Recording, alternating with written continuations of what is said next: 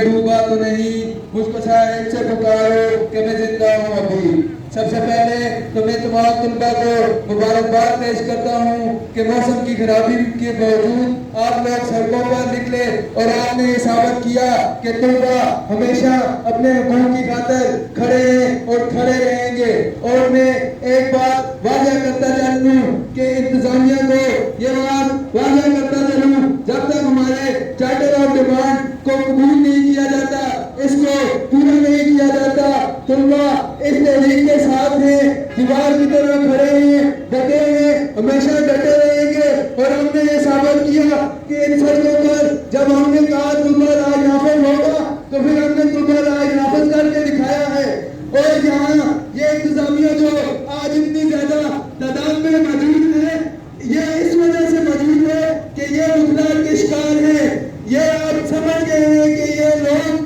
یا یہ جو کال دی گئی ہے یا یہ جو عوامی تحریک ہے، یہ اب رکنے والی نہیں، یہ اپنے طلبات پورے کرنے تک یہ رکنے نہیں لگی، کیونکہ وقت بہت ہو گیا ہے۔ میں اپنی آخری